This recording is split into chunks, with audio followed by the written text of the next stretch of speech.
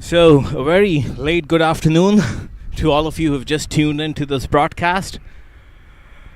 We're live now from the first quarter final of the DAFA News Houston Open 2023. A contest between SAMP Army and Masters Cricket Club. The news from the middle is that the SAMP Army in fact won the toss and they decided to field first. So the Masters, the two opening batsmen, they walked out to the middle. And with me, I've got my young colleague, Matt Achibar. And the first ball, it looks like it's going to be leg byes, deflected off the thigh padded seam. Good afternoon, Matt. Good afternoon indeed. A bye to start things off. Danish Patel and Rajdeep Darbar out in the middle. Two pretty different players in terms of experience. You've got Danish Patel, the youngster, who has really made a name for himself in the New York, New Jersey area in the last year or so. Rajdeep Darbar, the other end, more experienced of the two. And sliced away up and over straight away from Rajdeep Darbar. Work to be done here, but fielder comes around quite quickly. Limited to just a single, so Rajdeep Darbar, a man with first-class experience back in India, gets off the mark straight away. Yeah, Najaf Shah, he's got that angle from over the stumps to that right-hander. So if he gives them a lot of width, that shot always is going to be on Matt. Yeah, Najaf Shah as well. Tall pacer. You mentioned the angle, highly experienced as well. He ticks all the boxes for what you'd want to see in a fast bowler. And although he's a former Pakistan international, but he's one of the legends now in US cricket. Never represented the national team, but he's been a name you've constantly seen in franchise cricket across this country. And like we were saying, again, that little bit of width outside the off stump. Rajdeep, of course, the skipper, and also keeps wickets for the Masters. And Dinesh, we have seen him in the league rounds play a couple of really good innings. Very aggressive batsman. One thing that stuck him about Dinesh is his back foot play. Anything short, he's very good to pounce on those kind of balls. So it's going to be an interesting contest between Najaf Shah and Dinesh.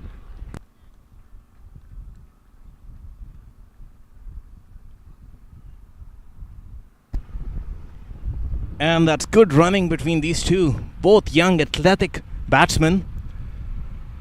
Good eye coordination. Didn't need a loud call. Just eye contact and they were off in a second. Yeah, Danish Patel and Rajdeep Darbar would have played a lot of cricket together. They would have both been part of that Manhattan Yorkers side last year in minor league that would have made it to the quarterfinals. Rajdeep Darbar, not the tallest, most intimidating figure, but boy, does he pack a punch. And that's a good delivery from Najaf Shah. One thing he's done well is, on a couple of occasions, the line may have been a little wide outside the off stump, but he's hit that very good length. And as we said, he's so experienced, he just knows what's needed of him. And an important update that we missed giving you first up is because of the rain overnight, there was some disruption with the boundaries and the side screens. There were winds off the speed of almost 50 miles per hour in this part of Houston as the next ball comes in. Inside out he goes. And that's going to be the first boundary of this innings. So Rajdeep is off. Good intent there, Matt. Wasting very little time is Rajdeep Darbar. 10 overs aside as well. So gotta be on the front foot right from ball one. And Rajdeep Darbar making no mistake. Very aggressive batsman. 7 for none after the first over.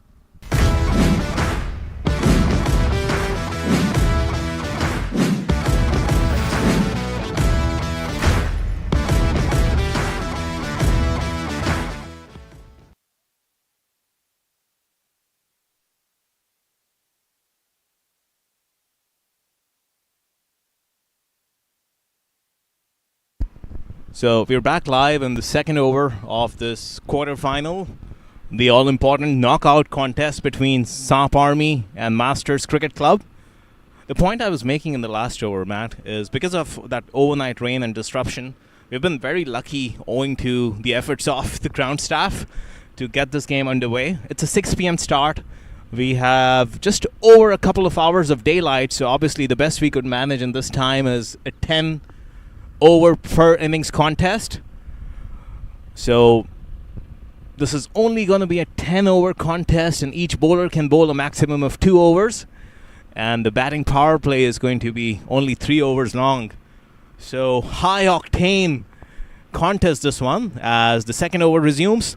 The first delivery off a good length just takes off. He's taken by surprise is the batsman Rajdeep. Mind you, there was a lot of rain overnight. There's been sun out for last several hours, and the temperature has been in excess of 100 degrees, so the pitch has got some time to dry out.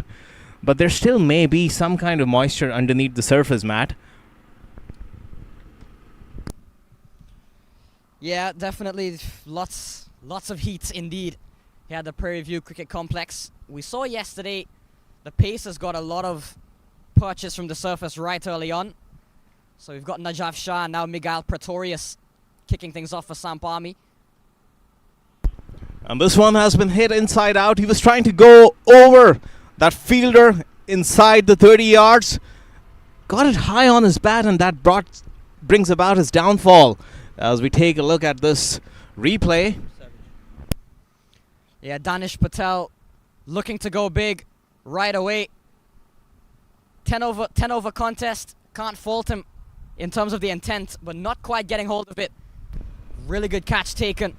So Miguel Pretorius, the man from South Africa, strikes. Danish goes for 1. It's 7 for 1.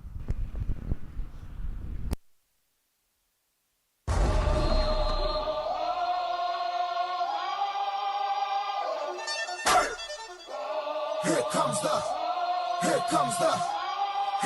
the, y'all don't really want it like that. Here comes the.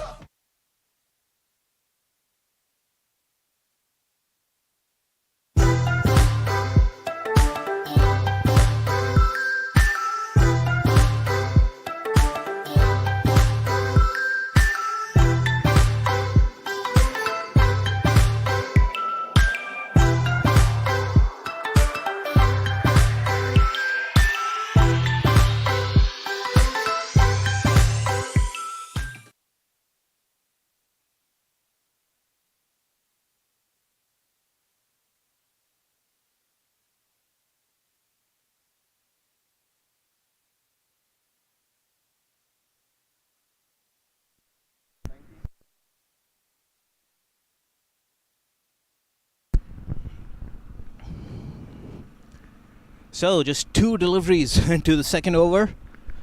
Miguel Pretorius gets the big wicket of Dinesh. Like we were saying in that first over, there's very little time to settle in and settle the nerves. You just have to go after the bowling, right from the word go. 10 overs, we can only guess what could be a par score.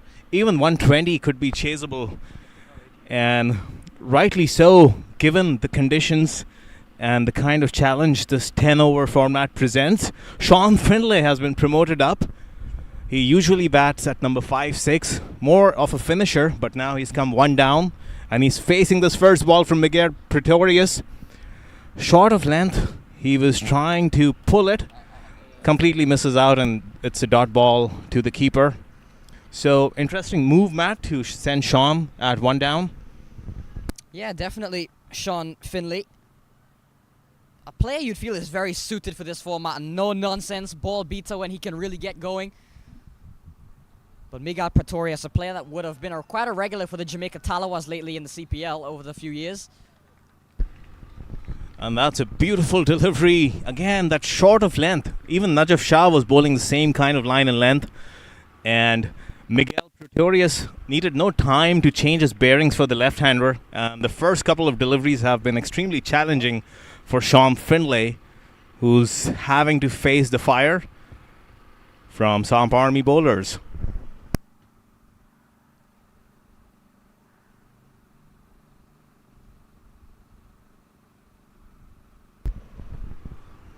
And again, that delivery just outside the off stump. Slightly foolish than the last couple of balls, so completely opened up on that occasion.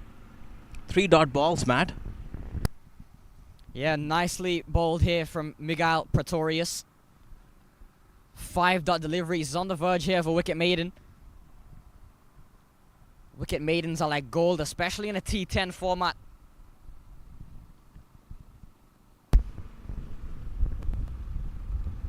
And this one is on the pads of Sean Finley. It takes a big, thick edge. And that's Sean Finley's wicket as well. That's a serious blow by the SAMP Army. 2 wickets in the second over, and that's a maiden over as well, like you predicted, Matt. Huge wicket. Looking to go is Sean Finley, getting a huge edge on that one. In the end, falls into the safe hands of Najaf Shah. And 2 in the over for Miguel Pretorius, and for the SAMP Army, they're off to a flyer. It's 7 for 2, Masters. And like you see on your screens, that's the quarterfinal lineup. All 4 games are happening right now live at the Prairie View Cricket Complex. This is the Tafanis Houston Open 2023. We have entered the business end of the tournament. And you're watching that match number 1 right now with us between SAMP Army and Masters Cricket Club. And the other 3 games are also going on in parallel. We are going to be right back after this short commercial break.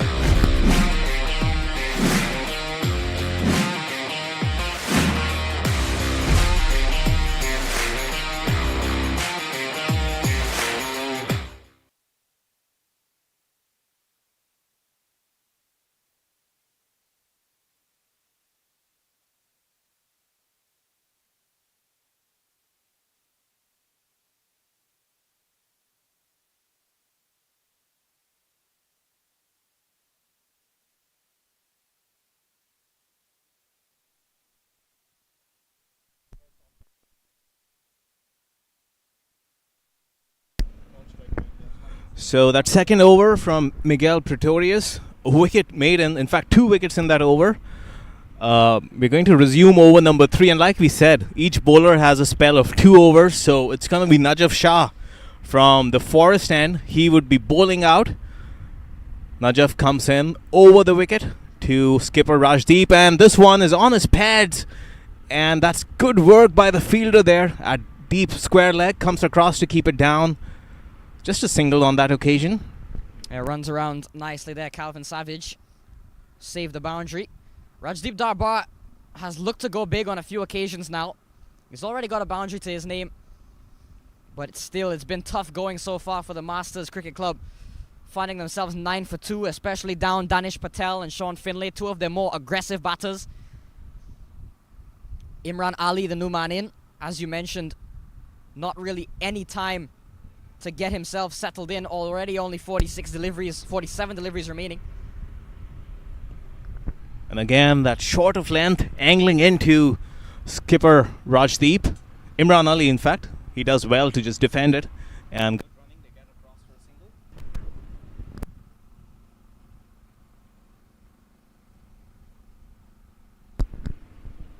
I know, Matt, good intent was there in that promotion of Sean Finley, but just exposing him to the new ball of a young, aggressive fast bowler like Pretorius wasn't the smartest of call, in your opinion? I mean, in T10, you've got to send the big guns early first. This one nicely flicked away. Got hold of this one all right. Imran Ali not wasting any time. In fact, that's Rajdeep Darbar. Goes all the way for the first 6 of the game. And just as you look at this replay, he just knew exactly what he was doing. Down on one knee. Look at that pickup shot. And that fielder at short square, or rather short fine leg, was inside the circle. So that shot was always on. That should give him a lot of confidence and should also probably swing the momentum just a little bit. Certainly, it'll break the shackles a little bit there for the Masters. The thing is, in T10 cricket, wickets... Yes, wickets are costly, but it's really the run rate that's really important in a shorter format like T10 cricket. And he was again trying that same shot, but this one is down the leg side. So, a wide delivery. In T10, you don't necessarily probably expect to lose all 10 wickets in such a short format of the game. So what's important is that even if you do lose a couple wickets, you manage to continue scoring. Keep getting the boundaries, even if it's just a little cameo from each individual, if it's a 6 or a 4 here and there. Just keep the foot on the gas, which is what the mindset seems to be here from Rajdeep Darbar. And this one, he was again trying that same shot. This was way fuller than the last delivery. You're trying to improvise, but there has to be some method to the madness, Matt.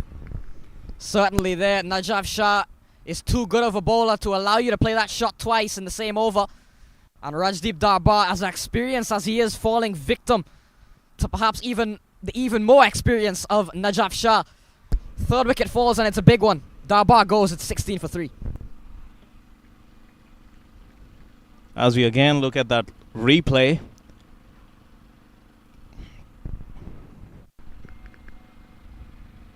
Yeah, hit on the back leg. He was in no man's land to play that shot.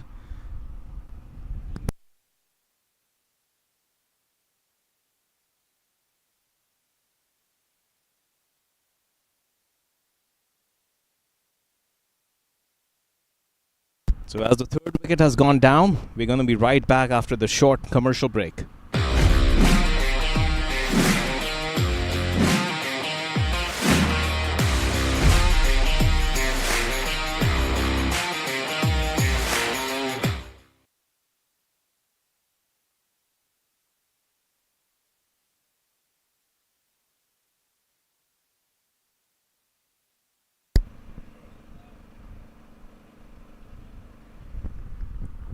So only in the third over, in fact, 16 deliveries into this game, and they've lost 3 wickets of the Masters Cricket Club, and all 3 were big wickets, both the openers and then the promoted Sean Findlay. It's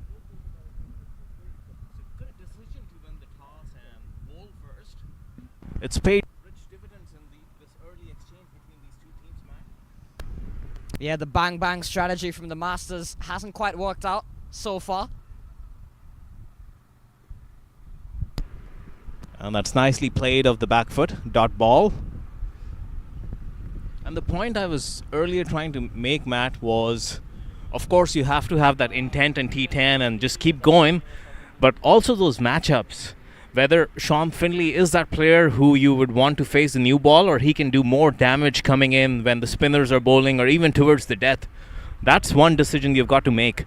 And given that there was so much rain and you just didn't know what to expect from that new ball, he looked out of sorts, very unlike Sean Findlay from what we've known him to be as a player. And Jonathan Fu, he's not taking any half measures, steps down the track and hits it for 4. Quality players, Jonathan Fu, another big hitter of the ball. And in T10 cricket, once again, wasting no time, couple of steps down the track. Very expansive shot to get Jonathan Fu off and running. It's 20 for 3 after 3 overs.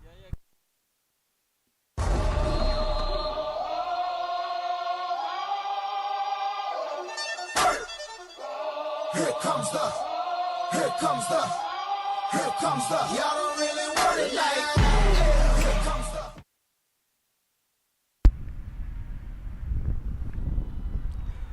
So the power play has just come to a close. It's 20 for 3 after 3, and as you see on your screens, the DAFA News Houston Open 2020.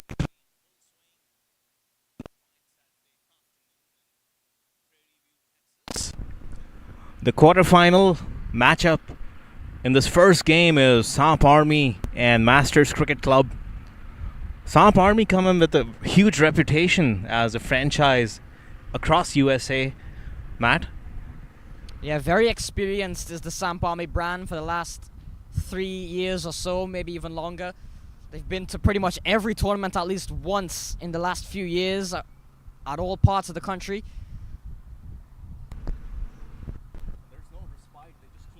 At you as Calvin Savage comes into the attack.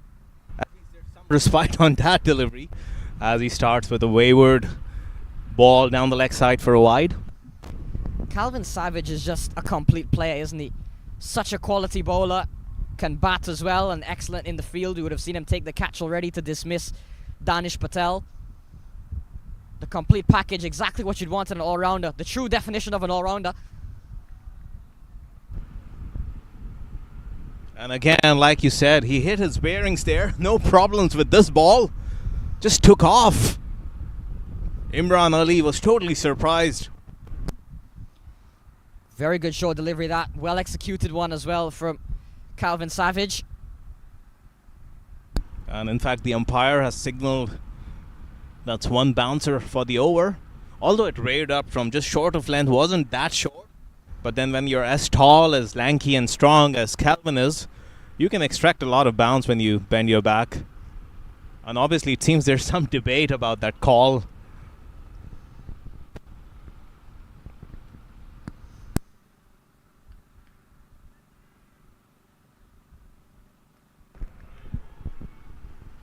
This one again, just marginally down the leg side. Almost about to brush his pads. He would have loved to get a faint tickle, as there's no fine leg. The only fielder on the leg side is Dane Pete, who's at deep square leg. Just straying down the wrong line here at the moment is Calvin Savage. T10 cricket, you don't want to give up too many extras. We've seen 4 of them already from SAMP Army. And this one, actually, it had in fact carried. It seemed Corey Anderson was that fielder at short extra cover. With all due respect to him, kind of made a total meal out of it. Yeah, in the end, it'll go down as a missed chance, but I'm interested to see the replay here.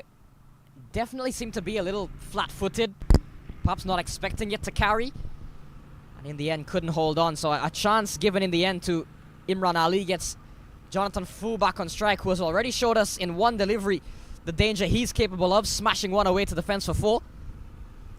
And also what was quite interesting, Matt, was the fact that it seemed to me that the ball almost stopped on the batsman. Not sure if it was a slower delivery that drew Imran early into the stroke, but he ended up playing just a check shot and lobbed it to cover. And Jonathan Fu was trying to back away. Pressure is building up. We're into the 4th over. The scoring at just about 6 runs an over. Mind you, it's a 10-over contest, so some improvisation needs to come out. Yeah, they've got to try to pull out all the stops here at the Masters CC, especially with 3 wickets down. They've got to try to get runs from somewhere, and they've got to try to get them very quickly.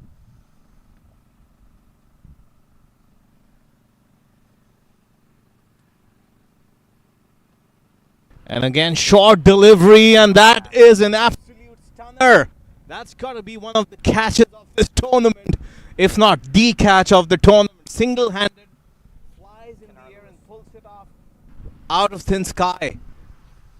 Big man Kinnar Lewis taking a really good catch, that sharp catch. Normally a wicket keeper, Kinnar Lewis, gloves or not, made no mistake in pulling off a stunner. Jonathan Fu has to go, looking to go through the offside, up and over, pays the price. It's 23 for 4 as another one goes down.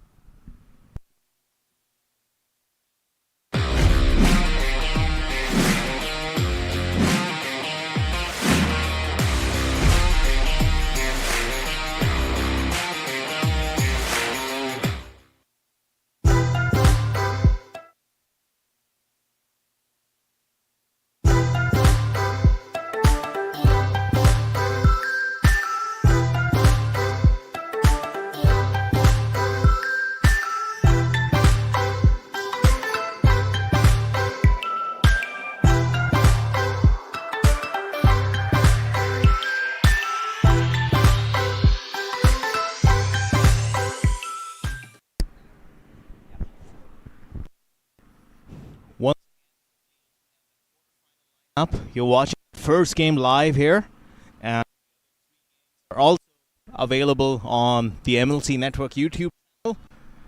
Match there, the Kingsmen versus St. Louis Americans. You can watch in the voices of Brian Walters and Lenia Chivar, as the new batsman has just walked in. Yasser, a left-handed batsman.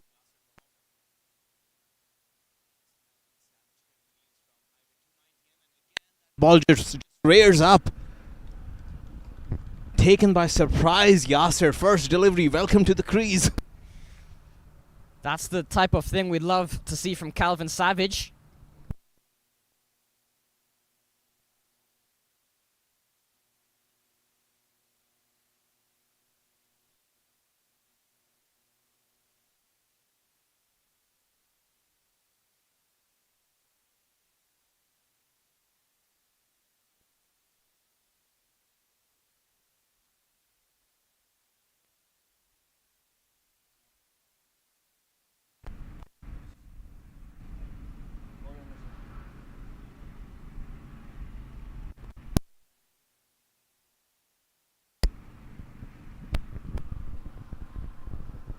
So it's been quite a sorry tale for the Masters Cricket Club.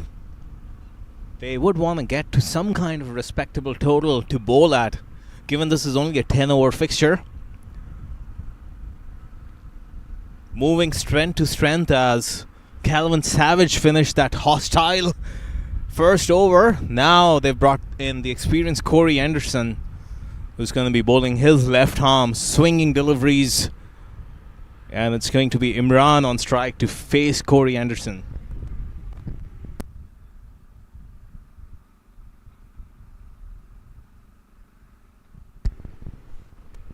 And a very short delivery to start. A little wide outside the off stump. No harm done, so that's a dot ball.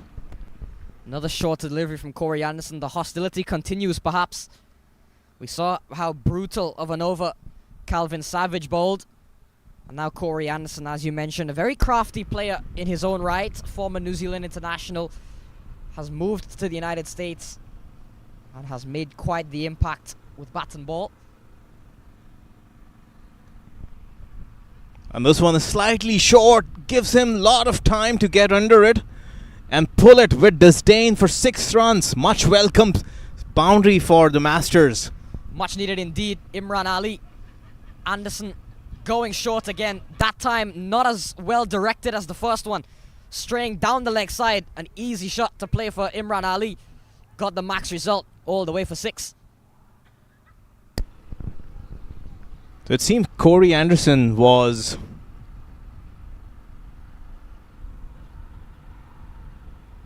pretty interested in those lengths given the kind of over Calvin bowled in his first over. And again he tries to go short, but he doesn't connect it as well as he did last time. Falls just short of that fielder. So Imran, lucky escape there. Living dangerously, they get through for 2 runs. Anderson continued to bang it in a bit short. Imran Ali again looking for that pull. Didn't get it as well as he would have liked. In the end, lives to fight another day.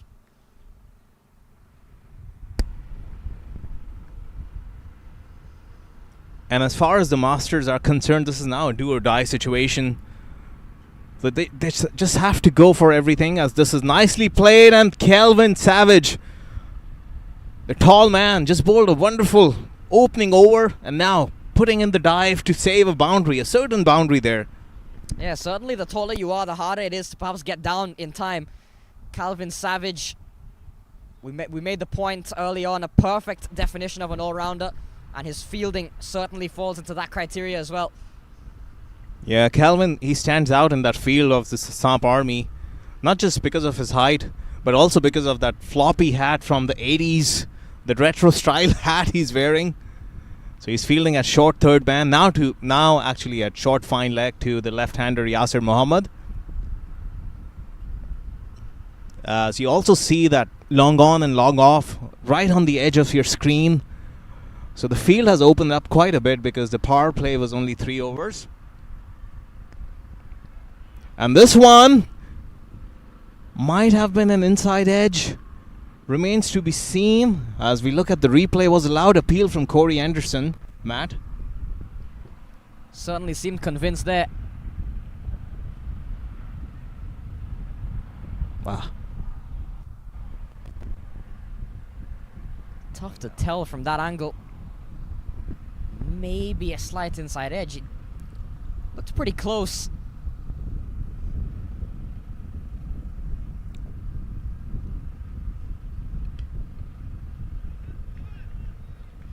Lovely shot from Yasir Mohammed. picks up a boundary. Good way to close the over. 36 for 4 after 5.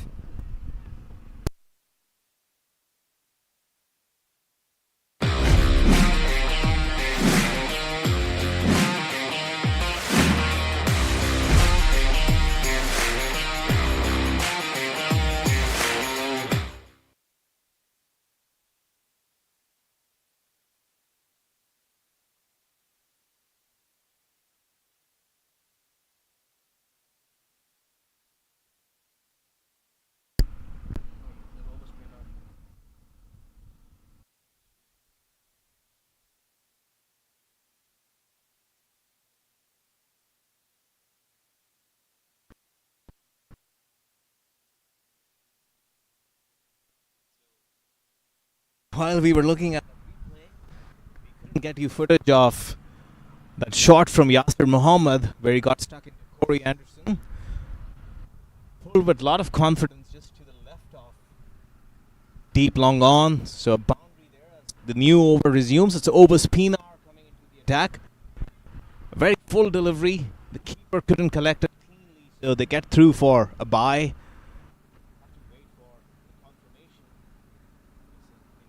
The bye. So spin for the first time in the form of Jacobus Pinar.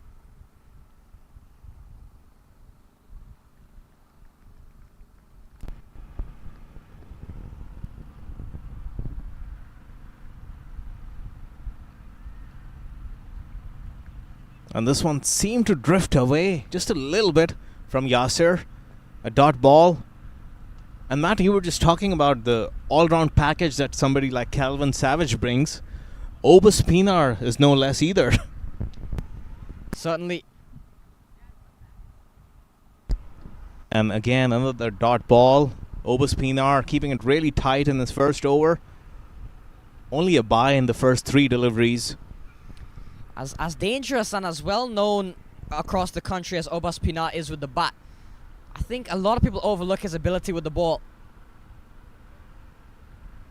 And this one, he was totally opened up. He was trying to flick it to the leg side. Nowhere close to the delivery. He's lucky he didn't flick the top of off stump. Yeah, and once again, another tidy over here. Obus Pinar. Perhaps not looked to as many as a bowler, but when he does come into the attack, really effective. And this one was a full toss. But such has been the pressure. They're just finding fielders right now. Another dot ball. Just 1 run off this over so far. And this one hits his pads on the full. And they're going to get a leg bye. So 2 extras of this over. He's raced through that over in about 70 seconds. At the end of it's 38 for 4.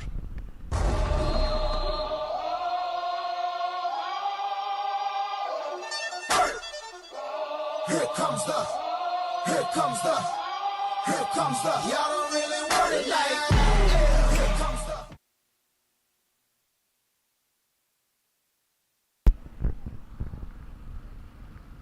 So again, just to remind you of the quarterfinal lineup, all 4 games are live right now on MLC Network. All 10 over games, and we'll be moving on to the semi-finals and the finals tomorrow. So exciting stage in this tournament. As Dane Pete is the new bowler, his right arm off spin, bowling around the wickets to Yasser Mohammed as he tries to go inside out. Misses out. A quick stumping by the keeper, but no harm done. Yasser Mohammed has struggled a bit to really get things going. We saw him strike a 4 already, but he hasn't been able to really rotate the strike or really find the boundaries ever since. And again, this time he was trying to look for that slog sweep. Slowish delivery. He was early into the shot. He's trying a lot, Yasser, but it's just not coming off right now. As Dane Pete, he comes down the track, and that's just insult to injury. A sorry story there for young Yasser. He's very talented, but he couldn't influence the run of this game whatsoever in that short-lived innings. Yeah, Yasser Mohammed learning experience for the young man. Just hasn't been able to come off. The misery finally ends with a soft stomping 38 for 5 as Yasir walks back for 4.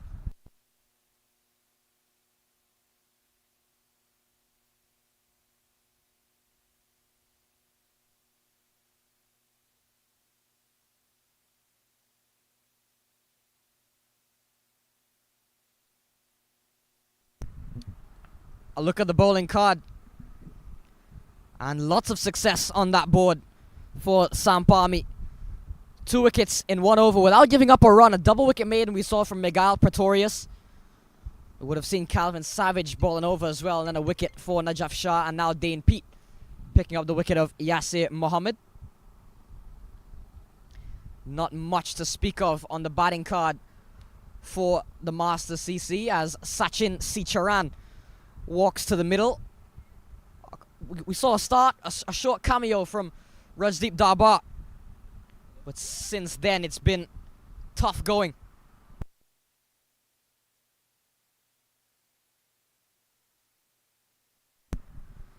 So Sachin Sicharan walks to the middle, and as someone out of the New York area, I've seen a lot of Sachin Sicharan.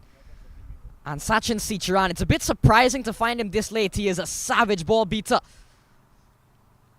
back in New York, but will certainly have it perhaps a bit difficult finding himself 38 for 5. And look at the turn on that delivery. Dane Pete is no gimmick with the ball. He's played international cricket, played test matches for South Africa. So he is going to exploit these conditions. A loud appeal hits him on the rib cage. Again, he was looking for that slog sweep, just like Yasir Mohammed. They managed to get through for leg byes. Imran Ali is on 12 of 8. He's hit a 6, but he's been out of strike quite a bit for someone that came out in just the second over. He's only faced 8 balls. But he's ironically been the one that has perhaps shown the most intent for the Masters. He just hasn't been able to face as much deliveries as he would have probably liked.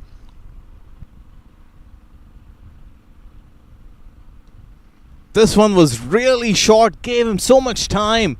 That's very uncharacteristic of somebody like Dane Pete. Dropped it really short. A lot of time there for Yasir, for Imran, in fact.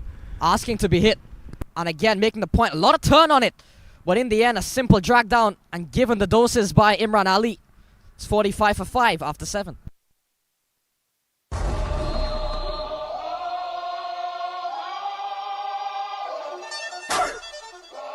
Here comes the, y'all don't really want it like that. Here comes the.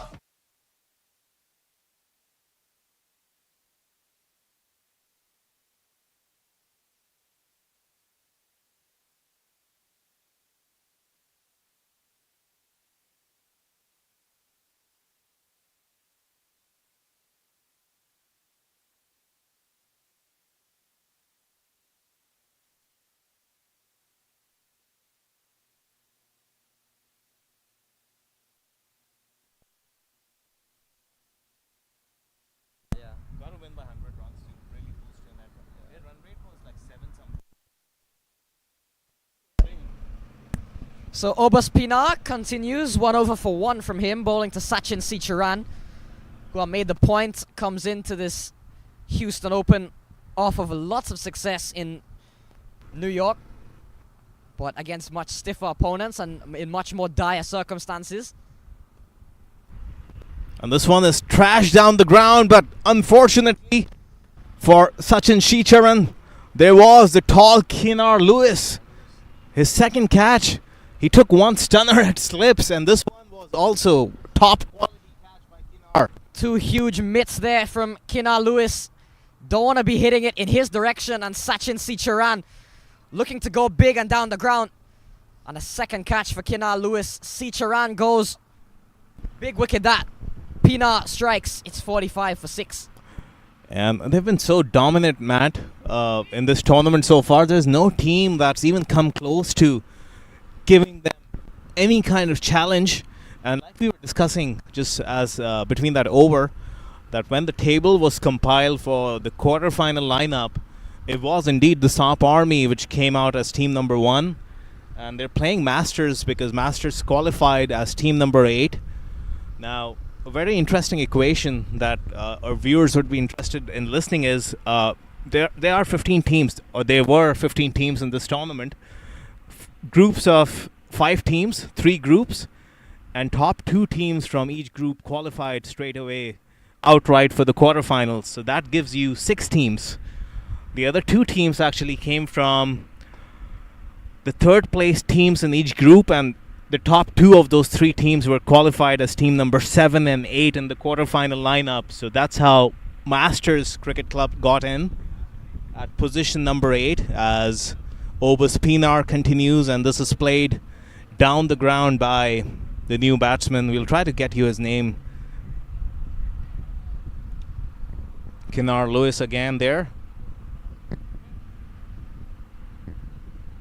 It's a very interesting format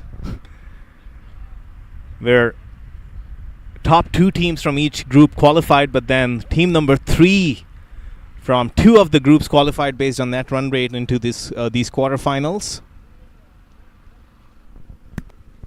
Obus Pinar to Imran Ali. This should be quite an interesting battle. Obus Pinar, we mentioned what a tidy bowler he is, and Imran Ali has been kind of the lone soldier for the Masters. And this one short, turns just a little bit, and there's backward point who comes across to keep it down to just a single. The score moves on to 45 for 6. So And as it's been confirmed by Jazib, our official scorer, is Sawan Patel. And he brings out the reverse sweep, misses out completely, but they'll still get through for a bye.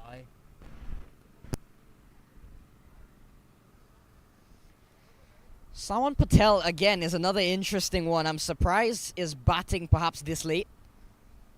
Another player with minor league experience with the Empire State Titans. A lot of success in New Jersey is Sawan Patel.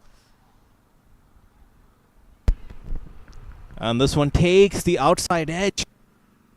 Definitely a lot of turn and bounce in this wicket. The rain has spiced things up overnight, it seems.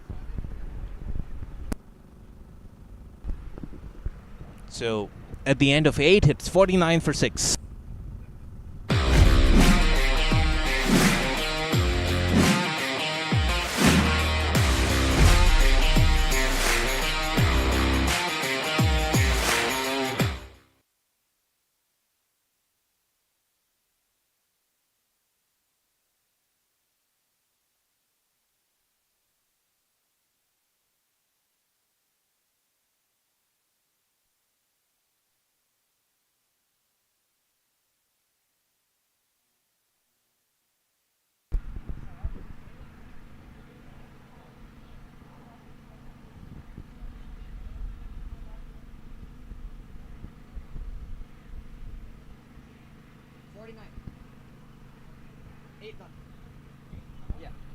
So the game that's going on at PV6 right now between St. Louis Americans and Kingsmen. 43 for 5 is the score for St. Louis Americans, as this one is heaved to the leg side for a single by Imran, who's batting on 21 now of 13 deliveries.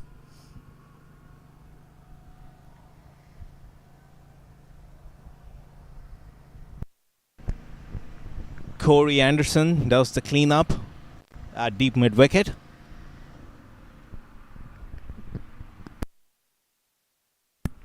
So Sawan Patel comes into strike. He's on 2. 11 deliveries to go.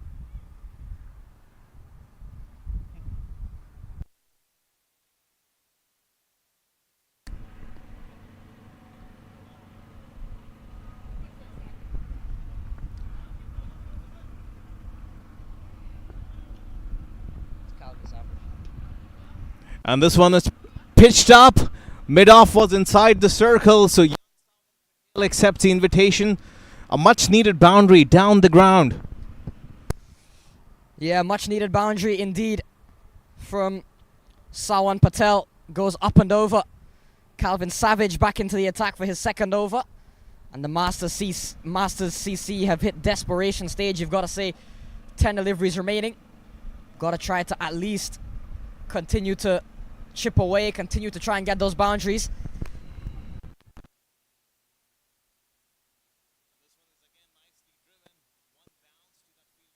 Off.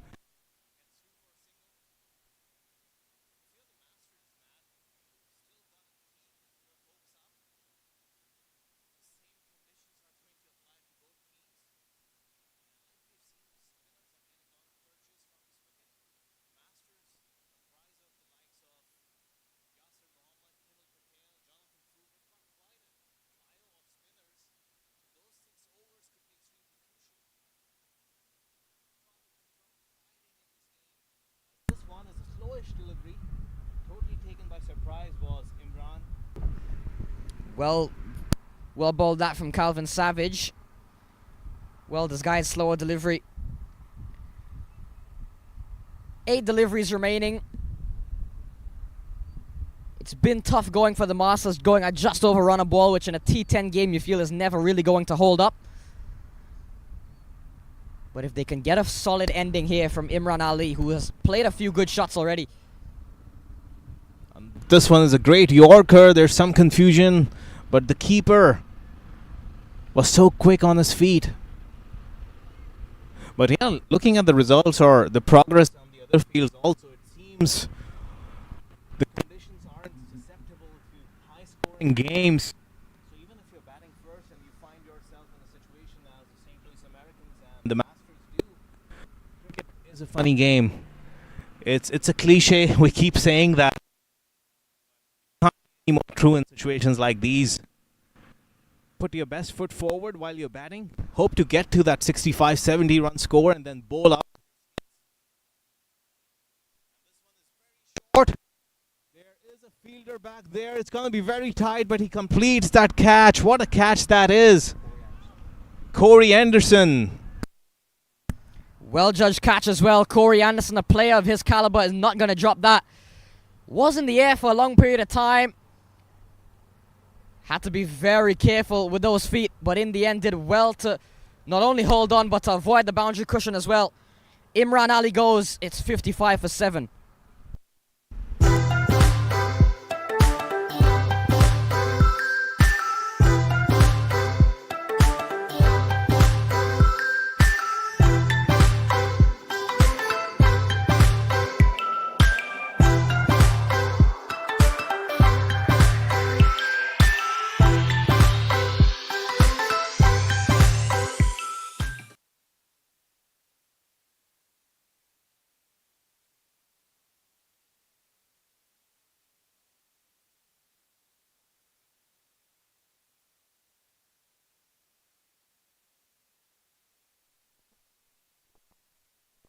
So 55 for 7. Noman Iftikhar walks to the middle to join Savan Patel.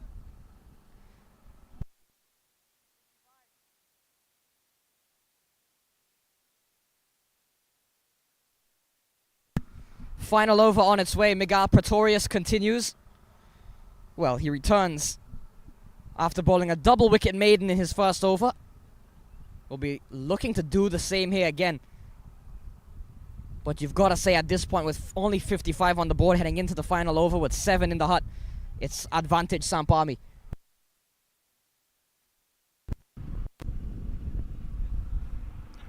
Again, short delivery.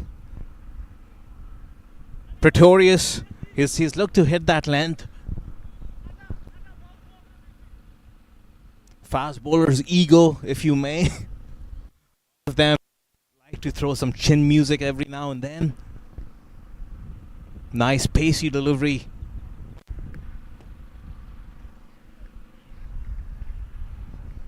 As Miguel Pretorius continues, and again one of those same deliveries. An appeal only to create pressure on the batsman. Only 4 deliveries left in this innings.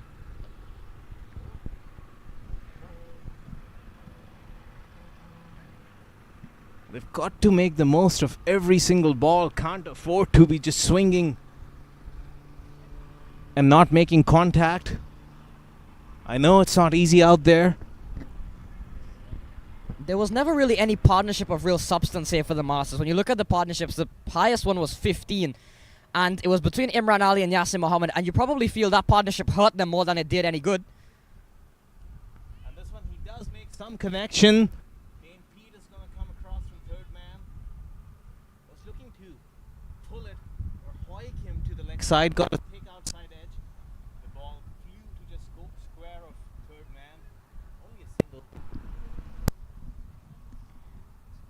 3 deliveries remaining. Miguel Pretorius is not an easy bowler to really get away.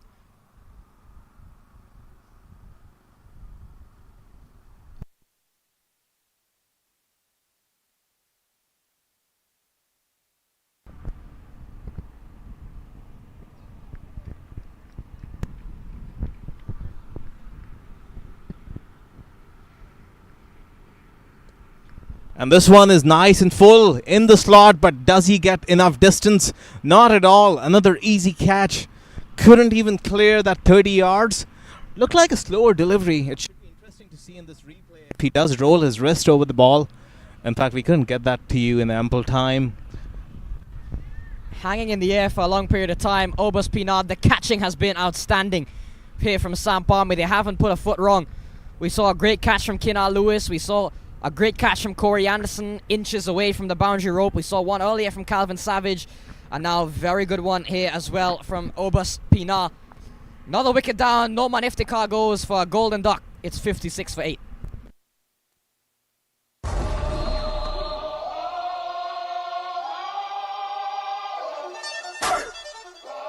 Here comes the, here comes the, here comes the. Y'all don't really want it like that. Here comes the.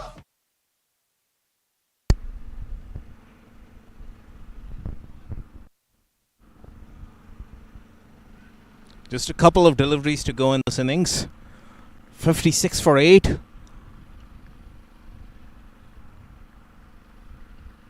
And this one is nice and full.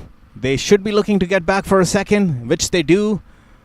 Kinar Lewis at long on. He's having to run around quite a bit. Should be warmed up when his batting comes in just about 15 minutes from now.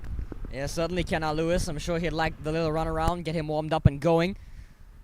Key part of this batting lineup for SAMP Army. Final delivery coming up. Nisaj Desai, the new man in, will be the man to face it. Can he maximize it to at least give the Masters one last kick, one last surge of momentum going into the break? Nice and full again. He's kept it full and straight, keeping things simple. They're not even pushing for the second run. Still have 2 wickets in their pocket.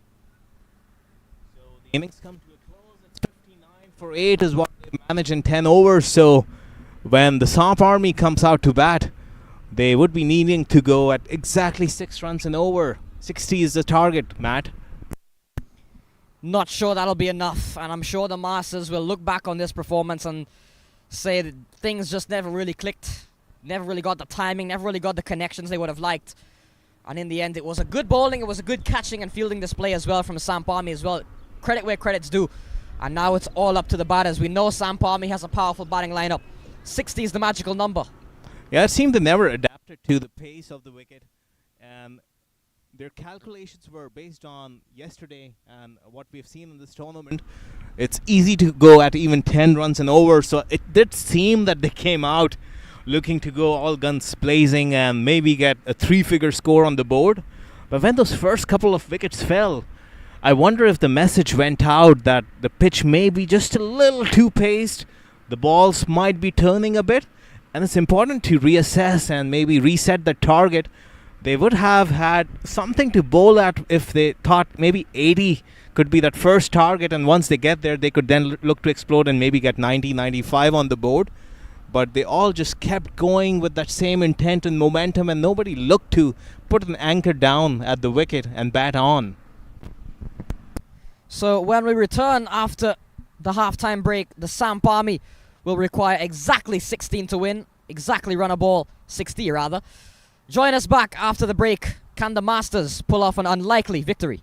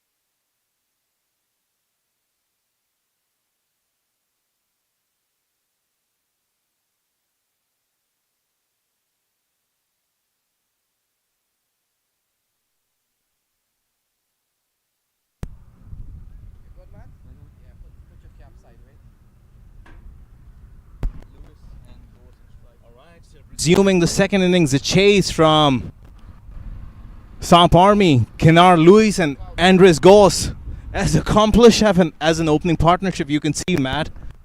Certainly indeed, and these are just two of the many names on the SAMP Army batting lineup. Smith Patel obviously in this team as well. Obas Pinar, Corey Anderson, Chandrapal Hemraj.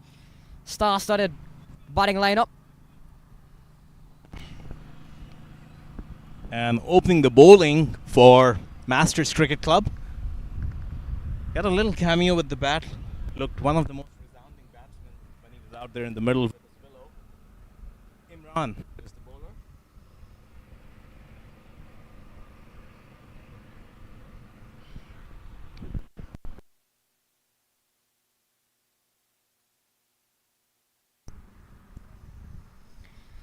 Imran Ali had a decent outing, as you mentioned, with the bat. Will be looking to get a few early wickets with the ball. This one is just short. Good length. He was looking to throw the kitchen sink on it. Doesn't make good connection. Again, like we were discussing that, what the Masters failed to do was reassess and get accustomed to the pace of the wicket. What's going to work in favor of SAMP Army is that they know what they're chasing. So they do not need to go all guns blazing. The only way Masters can creep back in this game is wickets. Additionally, in addition to the scoreboard pressure, or perhaps the lack of scoreboard pressure, SAMP Army in bowling first would have already had a good assessment of how the wicket is playing for when it is their turn to go out there and bat. So I'm sure Andres Goose and Kennard Lewis would have had, while they were in the field, I'm sure they would have perhaps gotten a few good looks of the pitch, assessed how well it was playing with the spinners and with the pacers, and now it is a disadvantage to the Masters in the sense that 60 runs on the board is not a lot. Had to go out there first thing today to play on a pitch that you've got to say has perhaps been a bit weather affected, but that's how the game goes. And as you mentioned, the only way perhaps back into this game is wickets, and quick wickets as well. And this one, there was no slip. That one took a thick edge. Andres Goss was poking outside the off stump, and there was a short third man who's very fine. It's almost as if they've got behind square on the offside. So a single to Andres Goss as Kennard Lewis comes back on strike. Kennard Lewis, strong man, can clear any ground in the world out of Jamaica.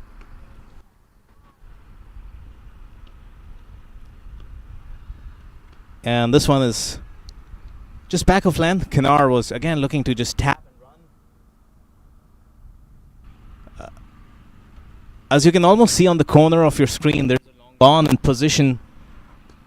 In fact, it's a long off, it seems, for Kennard Lewis.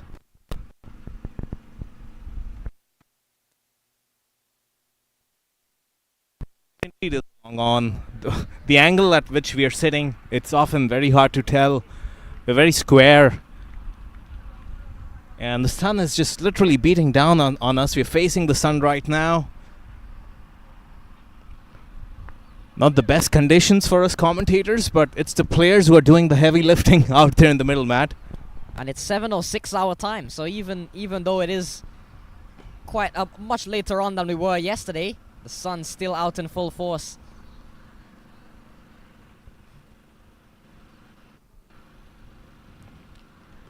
And this one again, that wonderful line and length. Kennard almost looking to do the same thing as the last delivery. Can't manage to get off strike. As the over comes to an end at the end of one, it's 2 for no loss.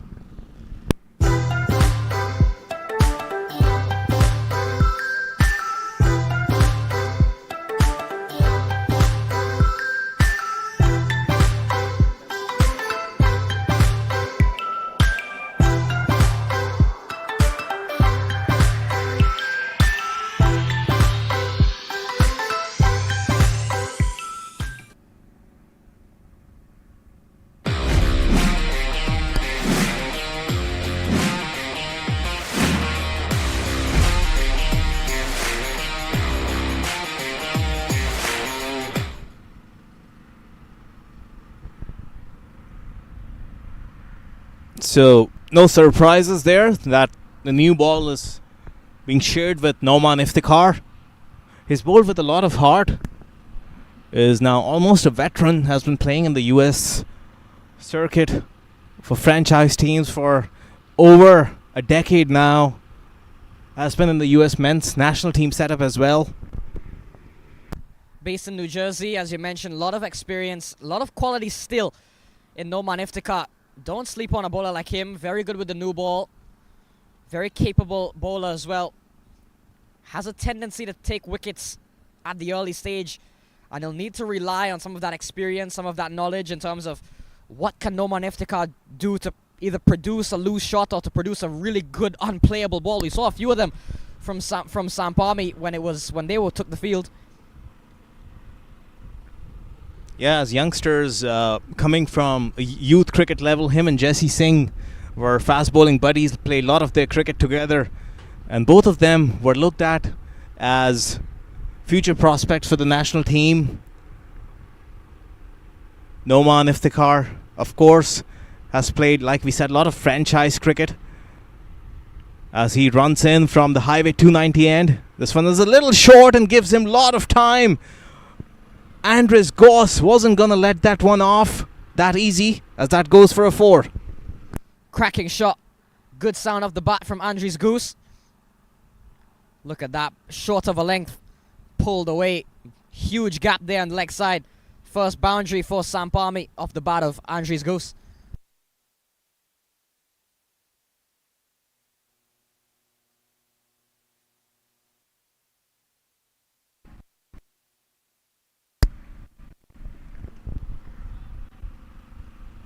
So he's got to come back with a strong reply here. No, there aren't much runs on the board. They would love to get a wicket with this new ball as he loses his footing. Has to come back again. He comes in from quite a lot of distance, so the extra effort there. Yeah, certainly as a bowler, I'm sure must be quite annoying, especially as you mentioned, running up from as far in as Noman Iftikhar, just to lose it at the last few steps. This one, look at that pace and carry. Like you were saying, in his youth days, he was very raw and quick. Over the years, he has mellowed down a bit, developed a lot of variation and skill. But when he wants to, he can still bend his back and get that kind of pace. Paces will always be paces. Noman Iftikhar, still some speed in there, can still crank it up to some pretty fair speeds, as we saw there.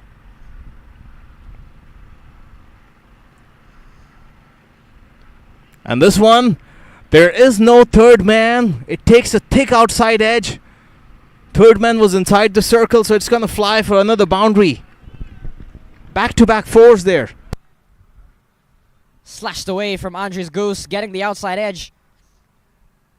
And runs away for 4, so not a good sign this for Master CC. Bit of luck going the way of SAMP Army. And with every boundary that is hit, that win probability gets lower and lower and lower for the Master CC. It's already quite low with only 60 on the board. And although Kinar Lewis definitely comes across as somebody who belts the ball, likes to really go after the bowling, Andres Goss is a like-for-like match.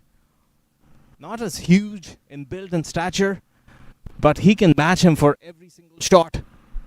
It almost reminds me of somebody like Jason Roy whenever I see him bat.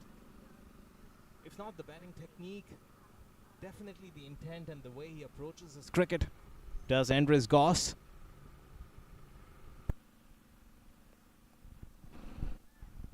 Very flamboyant batsman.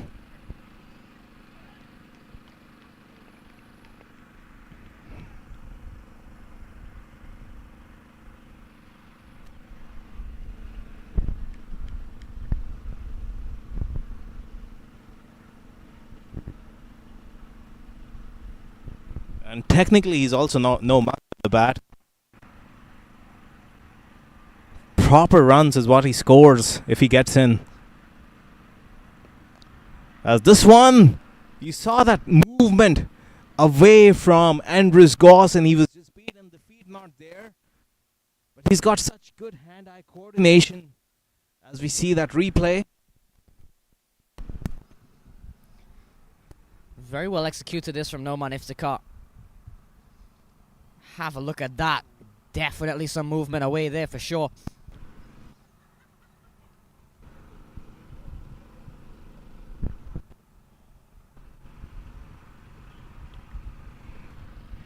And again, some room there. Andres Goss drags it to the leg side. Toe-ended to long on. As you saw, third man and fine leg are both inside the circle, so they've got fielders out on long on and long off, if I'm correct.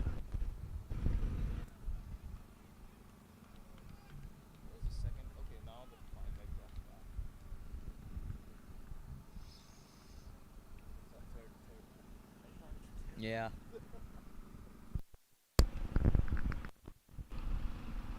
So now, interestingly, the third man has dropped back. And there's also that interesting position you see on your screen. It's almost a wide second gully as Kennard Lewis takes strike. Hit down the ground in a subdued manner, just a single.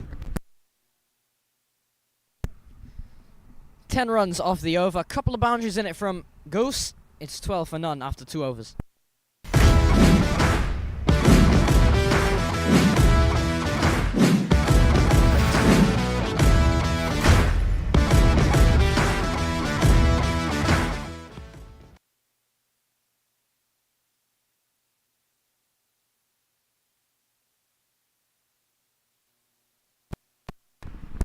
Still in the power. Already time for those conferences. They need to think out of the box. The only way they can turn this around is wickets. And no wicket in the first 2 overs is in itself a huge battle won by SAMP Army. Yeah, certainly every over that goes by where there's a boundary or with no wickets, things start to lean more in favor of SAMP Army. Imran Ali, they've decided to persist with Imran Ali, so he's going to bowl 2 straight. Bowling to Kennard Lewis. Run a ball 48 required. And that looked like a slower ball. Kennard Lewis had no intent of taking the single, so he thought of picking up the ball and handing it back to Imran. Imran somehow saw something more than we all did in there. Yeah, Imran Ali, I mean, the way the Masters, the situation they find themselves in, they've got to find wickets from anywhere by any means necessary. So Imran Ali is certainly thinking outside the box, looking for any slight opening, any lapse in concentration that can lead to a wicket. There's no friends at this stage once you hit playoff. Yeah, and this one has been taken downtown. It was right in the slot. And Kennard Lewis, once he frees those arms, that ball is going to stay hit. Goes a long way back. Kennard Lewis, strong man as well. Not the slightest bit of movement. Once Kennard Lewis connects, it's going to go a long way back. First real stamp of authority from him. Yeah, Jonathan Fu finds this amusing.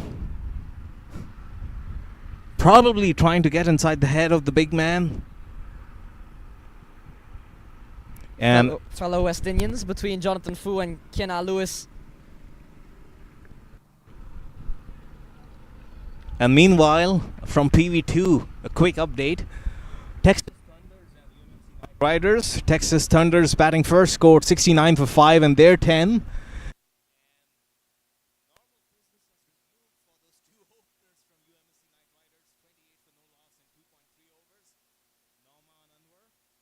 On 24, and this one, Kennard Lewis, in the same vein, was trying to heave this over mid-wicket. It looks like he's taken a blow on that massive tree trunk of a forearm of his.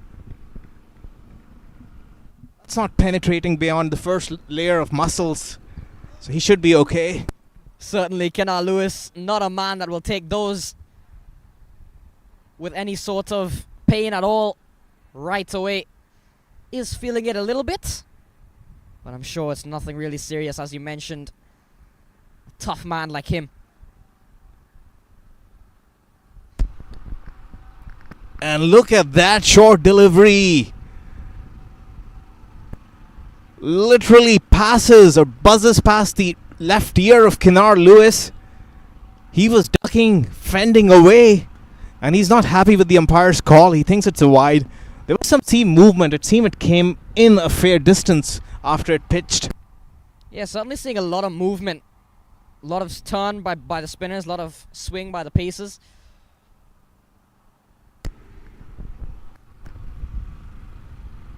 And again, that short delivery and fine leg was up inside the circle. So that's easy pickings for Kennard Lewis. And in fact, this one has been signaled a no ball as well by umpire. Bad to worse, that from a Masters CC standpoint. Don't want to be giving up any extra runs here, especially a no ball that goes for 4. And now a free hit to Kennard Lewis. I'm not sure he needs any more invitation to go big. That's his normal game, but now with a free hit delivery coming up, I'm sure Imran Ali will have to probably bowl his best ball to get off easily with this one. And I'm tempted to think, Matt, that this wasn't an overstep delivery. Maybe the call was for the second bouncer in the over. Failed to capture a replay, as I've done repeatedly. So we just couldn't tell how high that delivery was. But it did look he was pulling from just around his shoulder. Yeah, had about the same height as the first one, and that one was called an over the shoulder. And this was in the arc. Some aggression there from Imran Ali. He's not throwing in the towel yet. No, he's not, and that's the kind of mentality you at least need from the Masters CC.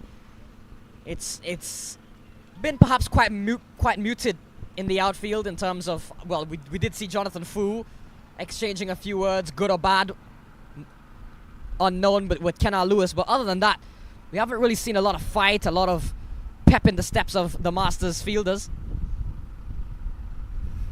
And this one again is a slowish delivery. The umpires lets him off this time around. It also was just rearing up, but was pretty slow. It seemed like it was a slower bouncer that he tried. The over comes to an end at the end of the batting power play of 3 overs. It's 23 for no loss.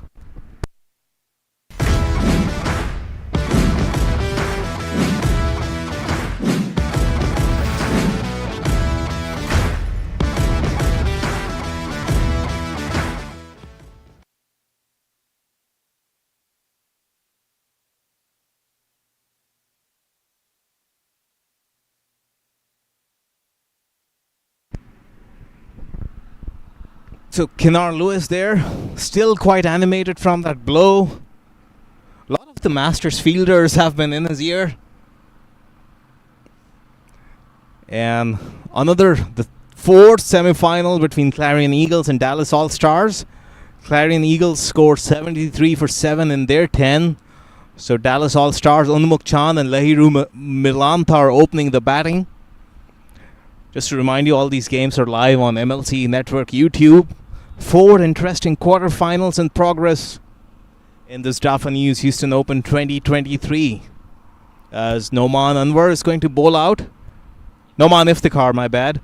His second over, as this one, a lot of width. Sweeper cover, doesn't have to move, gets down and restricts them to just a single. Bit of an interesting move this to continue with Noman Iftikhar. Would have been hit for 10 in his first over. And especially with so little runs to play with, can't really afford to give away 10. But as we mentioned before when he first came on, very experienced bowler, and clearly the plan looking to stick with the experience and hoping he can deliver.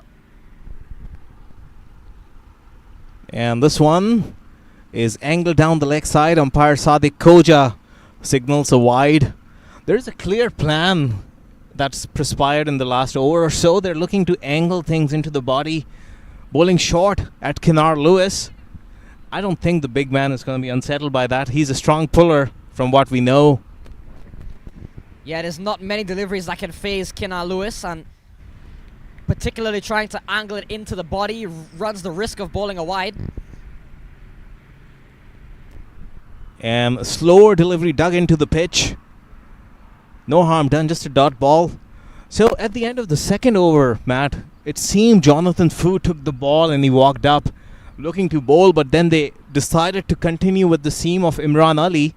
So I was quite certain that maybe that move was because the power play was still going on and they didn't want to bowl a spinner at these two in the power play. But now Nauman Iftikhar is continuing even while the field has opened up. And this one again down the leg side, that short line in length. Luckily for him, there's a deep fine leg, so only a single. Thoughts about this holding back spin? Yeah, it's a bit surprising that we haven't seen perhaps a spinner being introduced as yet, but when defending such little runs, they tell you you've got to try and get wickets first, and in order to do that, you've got to bowl all of your best bowlers at the start. Even if it means giving them 2 overs and sacrificing them, you've got to do it, because chances are the game is probably not going to go a full 10 overs. And this one is short. And it's a stunner. What a catch there by the fielder at cover. Catches win matches, Jonathan Fu. This is exactly what was needed there for the Masters. Goodness me, what a catch. Jonathan Fu has pulled off a blinder. And it literally was a blinder for me because I had lost it in the sun. As we mentioned, the sun right in our eyes. Jonathan Fu taking the catch and now grimacing that right shoulder. Not an easy catch to pull off, and when they do, it might take a knock or two. But Jonathan Fu, something to lift the spirits at least for the Masters CC. Your heads had turned in unison here in the commentary box to the sweeper cover boundary, like we were watching a game of tennis. But to our surprise, the ball was nowhere to be seen, and then emerged Jonathan Fu with the ball cupped in his left hand. As we look at that replay one more time, and if you look at this catch, airborne, what an effort, Jonathan Fu, take a bow.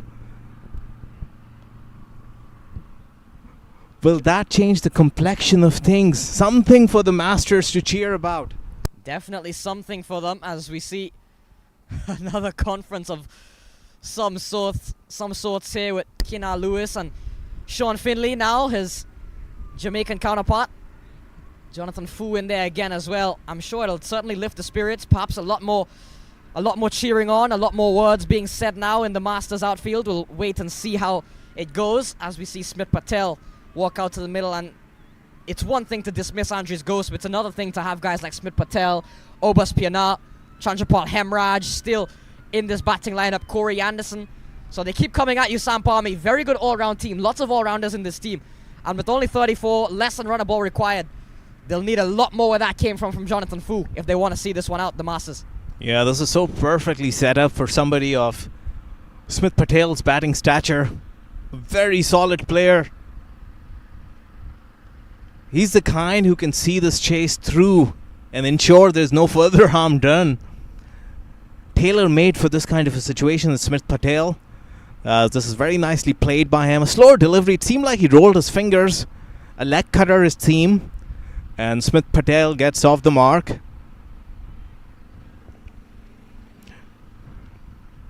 So that decision to continue with Nauman Iftikhar has paid dividends. And mind you, we did speak about this towards the end of the first innings, that the repertoire of spin bowling options that the Masters Cricket Club have.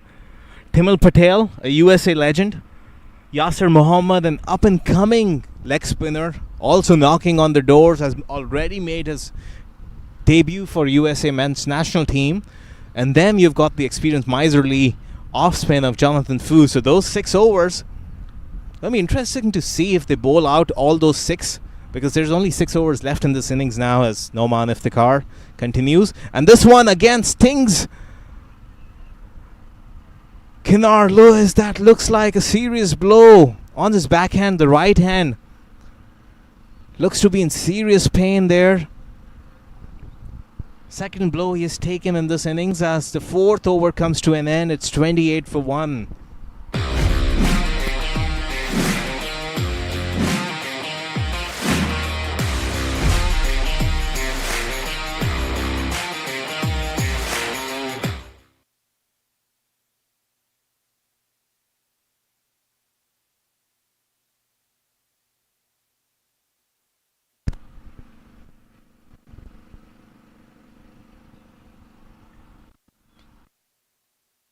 So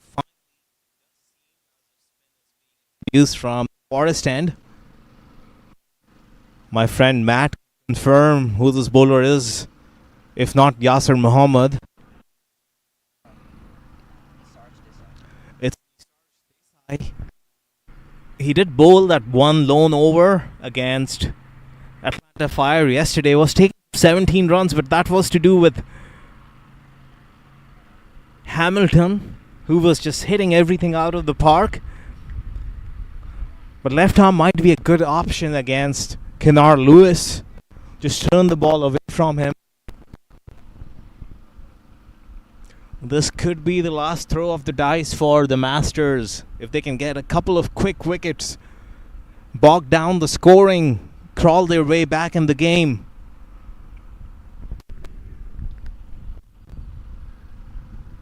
And this is very short, not the kind of start he wanted.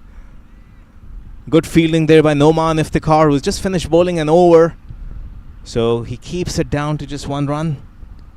Kenar Lewis seemingly quite content with just having a quite miserly stroll down the track, and Noman Iftikhar ran around quite quickly. Smith Patel goes big. Has he found the gap? No, fielder runs around, limited to just one. But just by milking the ones and the twos here and there, even that will be enough at this stage for the SAMP Army, as long as they keep wickets in hand, you feel. Yeah, and Smith Patel is as accomplished a player of spin as you can find in this tournament. Now finally he gets that line and length he was looking for. The first ball was really short. Just bounces over the stumps by a matter of a few inches.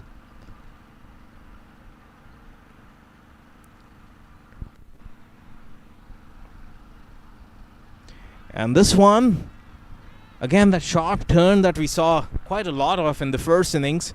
It seemed he did hold this ball a little back. Kenar Lewis was early in the shot. He's not looking to get to the pitch and conventionally play it down the ground. He is eyeing that cow corner. And he goes again. 3 misses in a row in identical fashion.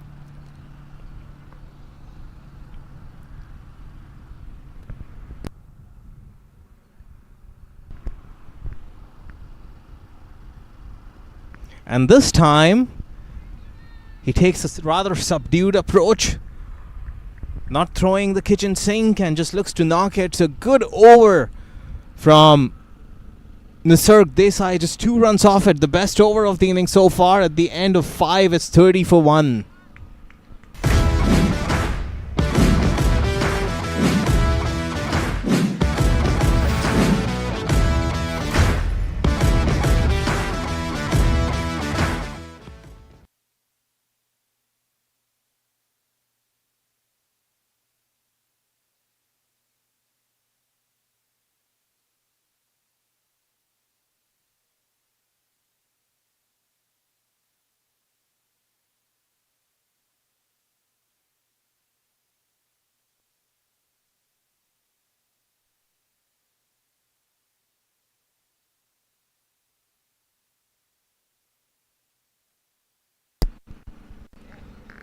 So just looking at those 2 squads, you see there's Timmel, Nisarg Desai, Jonathan Fu, and Yasser Muhammad. So we've been just speaking of the 3 frontline spinners, but Desai has come in out of nowhere and quietly.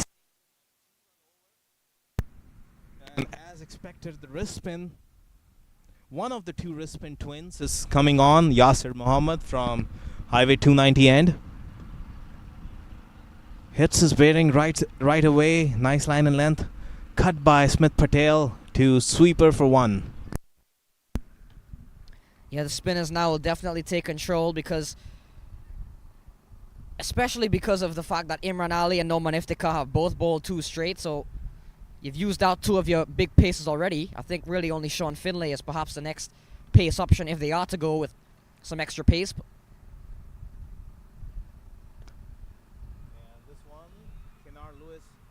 Waves on the back foot. I like the approach he was trying to take, going across the line, looking for that big slog sweep. This is very difficult on a pitch like this, which is turning and has also got bounce. But better off waiting for the ball to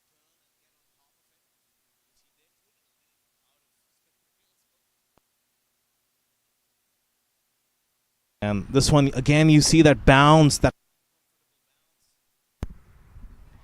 Yeah, Yasser Mohammed, a very crafty bowler, especially on a track like this. A US international, very accomplished for such a young player. Look at that big turn this time. The fielder at short third is giving it a chase. On a couple of occasions, we've seen balls taking edges and there being no slip. They still need 30 runs of the last 4. In fact, 26 now. There's no point not going all out now on the attack. I would like to see a slip for Yasser Mohammed, the way he's turning the ball. And again, you see there, troubling Smith Patel outside that off stump. Give him a slip. Show that intent. Yeah, it wouldn't hurt at this stage, especially with the way Yasser Mohammed getting quite a bit of turn, quite a good response from the surface. And again,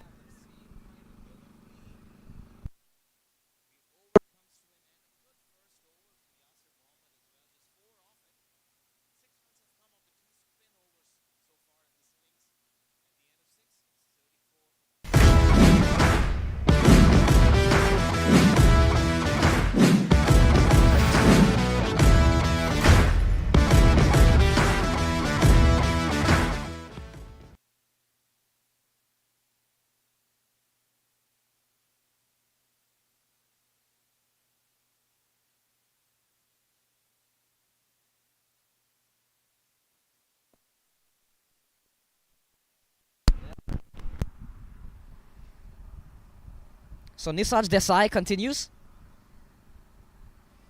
And we saw how Kenal Lewis just kept trying to go after him, kept trying to pummel him. And he hasn't quite worked out. And again, trying the same type of strategy. And again, so far, round 1 goes to Desai. and that awkward bounce. There's a bit of cat and mouse going on. A pattern I've observed from this earth. On some of the deliveries, he comes very smoothly to the crease, and then on that last occasion, there was a little stop, just almost trying to see what the batsman is trying to do, and then pull the length back. Seems like a smart customer knows what he's doing. And Smith Patel this time, and there's that big wicket. Yep. A spell of pressure from Masters, and Smith Patel depart, Matt. What a wicket that. Smith Patel, as you mentioned, the amount of pressure building on here by the Masters. They haven't given up just yet, forcing what you would probably have to say is a loose shot from Smith Patel. A shot to perhaps free himself and the team of some pressure, forcing the error, and Yasser Mohammed, safe hands out there. We kept saying this towards the first innings, that it's not 100 wicket. It's not 100 wicket, and it's very important to gauge and reassess and set a target for yourself. A couple of wickets and pressure creeps in. Batsman trying to break the shackles. It doesn't happen for you. That's exactly what we're seeing. So we did say that 60 might be competitive out of your. So second wicket falls, Smith Patel departs. 35 for 2. Chandrapal Hemraj walks to the middle. Chandrapal Hemraj, the man out of Guyana, features regularly for the Guyana Amazon Warriors in the CPL. Another big ball striker. But you said something off mic during the over break.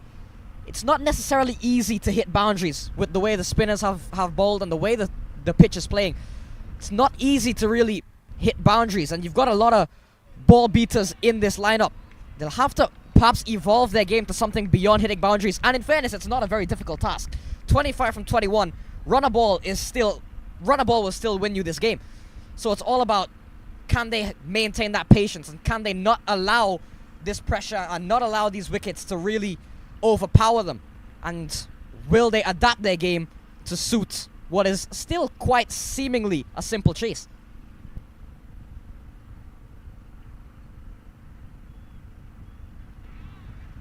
And again, Chandrapal Hemraj First delivery wanting to clear long on. They're not getting the memo. The same mistake Masters made. Smith Patel was so crucial to this chase. Hailing from subcontinent, having played first-class cricket in India, he was so well equipped to tackle these spinners, and this one is hit down the ground. What an effort there by the fielder at long off. We've been saying they need to field and bowl out of their skins. That should set the tempo for this innings. Look at that effort. Brilliant bit of fielding out there. I think it's Sawan Patel.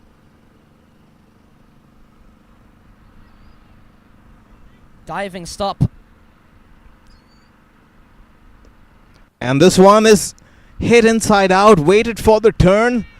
Like we've been saying, Matt, that might be the recipe to bat against the spinners. Remind me how many deliveries we have seen of Kenar Lewis trying to take Nisarg Desai over cow corner, that big slog sweep. Maybe 7 so far, and he hasn't made contact on even one of them. But as you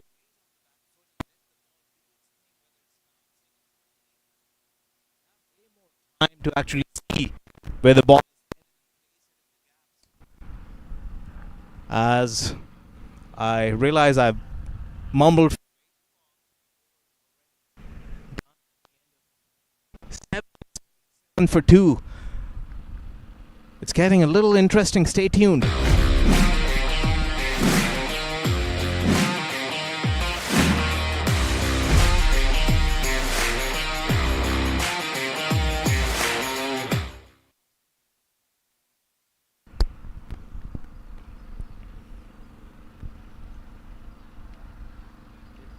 So we called it in the first innings when the Masters were struggling. We did say that Masters have an accomplished attack of spinners, and when they come on, the game is going to tilt.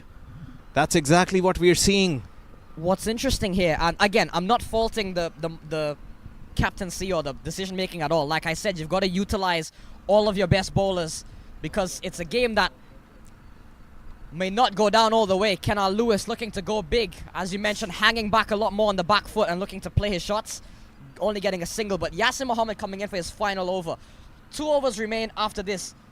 They will have to find 2 new bowlers, which I don't think they're really thinking about that right now. You've got to think of every single ball because this game, in just 2 deliveries, can slip away from you at the moment. So you've got to definitely go all in with Yasir Mohammed. But it will be interesting to see who the 2 bowlers they use for the final overs go. Jonathan Fu is still an option. Timil Patel, I'm not sure if he's really on the field. I will have to confirm that. He could definitely be an option. Danish Patel is another spin option as well that they can use. I wonder if I'm seeing Timil Patel at short third. But if he is on the field, I'm extremely surprised that he hasn't been bowled yet. And this one is straight up in the air. Someone's getting underneath it. This might be an easy take. Oh my goodness me. We've been saying how crucial catches are going to be. And that's a senior man, Sean Finley. Won't want to see that again. Sean Finley never really settled under it. It looked a simple catch, and he just never really settled under it. He kept moving, and in the end, I'm not even sure he got a hand on it. If he did, it was a very faint one at that. But yeah, going back to Timil Patel, very surprising we haven't seen him as yet. Maybe we will next over. Jonathan Fu is also another spin option. Those could be the 2 new bowlers introduced. Again, if the game goes down that far. And the keeper couldn't get a hand onto it. This is going to be very crucial 4 byes in the context of this game. There are 2 things I'm going to point out, Matt. First thing, I'm extremely confused about the script from the Masters Cricket Club. Not putting any fingers on those first 4 overs the seamers bowled. But when you've got experienced guys of the stature of Timil Patel and Jonathan Fu, who haven't bowled yet, when you put the spin versus seam overs in perspective, you would realize that spin is way ahead on this pitch. And this one is hit inside out. It's going to clear that man. Like we've been saying, stay on the back foot. Give yourself time to play your strokes. And now this is the over. You feel things are really starting to slip away here from the Masters. It hasn't been a great one at all. The missed chance from Sean Finley, and then The floodgates have seemingly opened here for SAMP Army. An unfortunate 4 buys, one that Rajdeep Darbar will not want to look back on. And now Kinar Lewis perhaps just looking to finish things off. Don't think he really got all of that, but just got enough to carve it up and over. And on this outfield, it's going to race away. The drop catch rather, followed by 4 buys and then 4 runs of the bat. What a series of events in these last balls. And this one, finally he connects what he had been trying for the longest of time.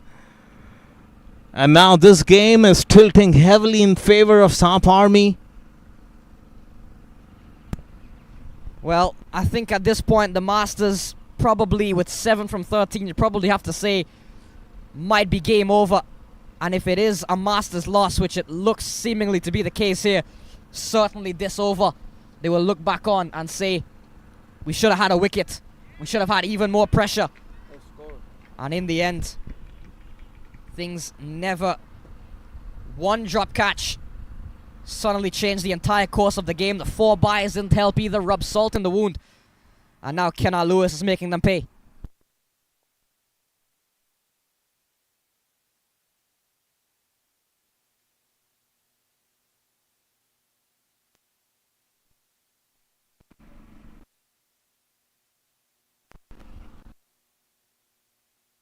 Yeah, Kinar Lewis finally on probably the 10th attempt of that slog sweep connects.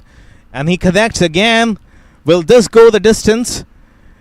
That one went through the hands, it seems. The fielder did cover the distance.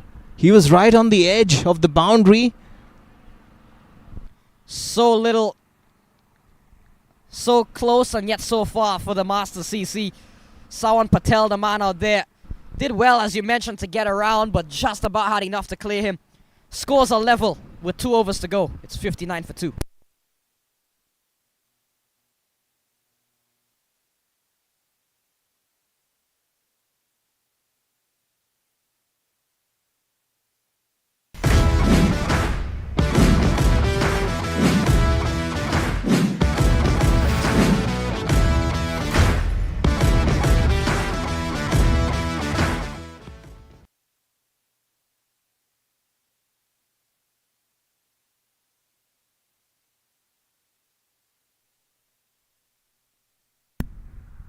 So with the scores level now, finally Timil Patel introduced it. It was a bit of a mystery whether he was even in the team, as I mentioned, because we didn't see him with the bat. And we know Timil Patel can hold his own with the bat, even though there was such a collapse of sorts. And now seeing him this late with the ball.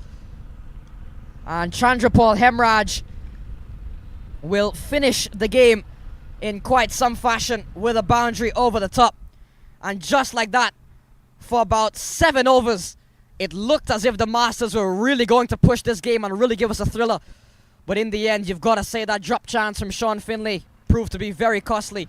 And a man like Kinar Lewis, in the end, he struggled a little bit, but that drop chance was all that he needed to really take advantage of this game. We finally did see a slip now when the scores were level in this inning. Not trying to be overly circumspect of the Masters, but I really think they did exceptionally well to defend that 15. Such are the margins, Matt, and T10s in this kind of competition. And unfortunately for them, the Cinderella story for Masters ends as they crash out of the DAFA News Houston Open 2023. You've known all of them pretty well. You understand Masters, the team setup, the management. What do you have to say for them, Matt? They are a very accomplished franchise, and certainly the Houston Open was always going to be a major step up for them. And it was a valiant effort to defend a score like 60 and to push the game all the way to the 9th over as they did. Just that drop chance definitely costed them. That entire over from Yasir Mohammed, just the luck started to run out for the Masters Cricket Club. But still, a valiant effort. Definitely the batting performance wasn't great. They'll certainly feel they were about 20 runs short. As you mentioned, 60 isn't a lot, but as we said throughout the game, even 80 would have been a much more competitive total. But in the end, it's a simple win for SAMP Army, an 8-wicket win, and they will be moving on to tomorrow's semi-final, which will be back, hopefully, to regular order as a full 20-over game. Yeah, and more news are starting to emerge as you see the handshakes. Masters should be proud of how they've played on PV6 now.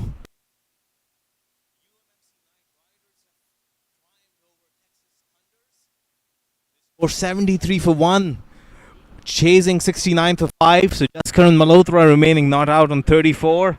And Noman Anwar gave them the impetus with 24 of 15 and 3 huge sixes for Texas Thunders. It was pretty much a sorry story. Nobody really pressing on. Gurneet Singh scored 17. But that's the news there. So UMMC Knight Riders have also qualified alongside SAMP Army. And they are in the semi-finals. And looking at the game between Kingsmen and St. Louis Americans, Kingsmen, it seems, have also comfortably managed to put a step forward and qualify for the semi-finals. So those 3 teams are already in the semi-finals. And in the final quarter-final game, the 4th one today, it seems that Dallas All-Stars are the clear favorites against Clarion Eagles. They're chasing 74 for a win, and at the end of 5 overs, they're 48 for 1. Evan Lewis is batting on 6 of 6, and Lahiru Milantha is batting on 39 of 20. Skipper Unmukh Chand, a very rare occasion where he missed out, scored 1 of 5, was dismissed by Ahmad Butt. So that's another interesting game that's brewing right now. But there you have it, folks. You have your 3 quarterfinalists. UMMC Knight Riders, Kingsmen, and SAMP Army. And stay tuned. You can switch over on the MLC YouTube network to watch that final quarterfinal that's going on between Dallas All-Stars and Clarion Eagles. Just 21 more runs to win and 28 deliveries for Dallas All-Stars. Your final closing thoughts, Matt? Tournament winding down, heading into the final day. Things starting to take shape as we head into our full 20 over semi-finals. As of now, from the Prairie View Cricket Complex, it's Matthew Achaiba and Munir signing off. Have a great night, and we'll catch you here tomorrow for the semi-finals and final of the 2023 DAFA News Houston Open.